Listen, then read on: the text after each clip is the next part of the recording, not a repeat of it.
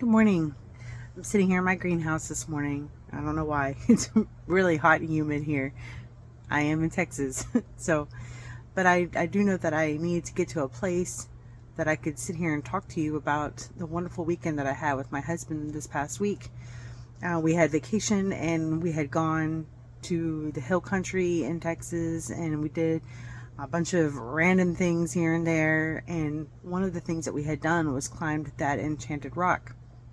And when we got to the top of that rock, we started to talk about God. And my husband he is a Christian. He's just not as strong in the word as I am at this moment in time. But, God's working on him, and that brings me joy. So I did want to talk to you, though, about a couple of things that the Holy Spirit had spewed out of my mouth to him. And I thought maybe that this would be a good opportunity to tell you guys. One thing that we had talked about was the growth of Christians and the growth of, our walk with Christ and everything. And one thing I compared it to was this plant. Let me show you. Now, these three plants are, in fact, asparagus. You see there's a huge one, and then there's like that little one that's barely growing in the middle, and then there's that one on the end that's, steadily just growing at a slow pace, but, nonetheless it's growing. So we had talked about these plants while we were at the tippy top of Enchanted Rock, and it was just a good example of, Christians and their walk with Christ, because, some can bloom really, really fast. Some can, take their time, and others are a little slower, and that's okay. All three of these bulbs were planted at the same time. It's just, I don't know, the water the ground took, that whole planted in, the rock and in the solid ground type of situation. But it took off, and nonetheless, it's still growing. Okay, it's still growing. So we make a difference in people's lives, whether it's planting the seeds or for watering it. And some people get to only plant, which is usually just my job, is to plant something. That's why I got these tattoos, and I've told y'all that before. Sorry about the neighbor dog.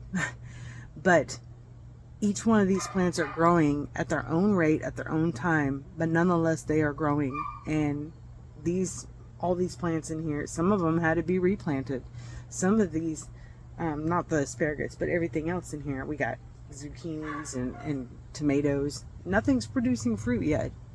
Some of them had to be regrown.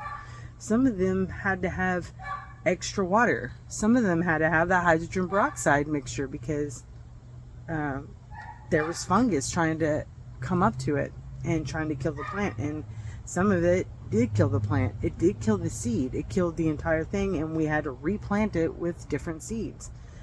I don't know if it matters like where you buy the seeds at or anything like that. I'm sure it does. But the whole point is, it's like a garden down here on earth. And God is placing people and placing things and placing different situations to grow his garden. And it's our jobs to help it flourish. I'm not a very good gardener, but I mean, I'm doing okay. So we'll see what happens. We'll see if we get anything besides just a bunch of okra this year. The okra is still delicious though. Anyway, I just wanted to come on here and tell y'all that. Also, while we were away, we went to Six Flags, and this was earlier in the week before me and my husband had this talk. And I had warned him while we were on that rock that there's going to be times when people try to come between you and your family and between you and God because of the evilness. The closer you come to God, the more it invites the spiritual battle into your life. When we were we went to Six Flags, and it was, like I said, earlier in the week, and when we were there, I seen demonic occurrences happening all around me. It kind of made me uneasy, but I was just trying to enjoy my time, just trying to ride roller coasters and, all that good stuff with my husband. But there was one instance where there was a man, and he was talking to himself, and he clearly something was going on, but I just stayed away from it.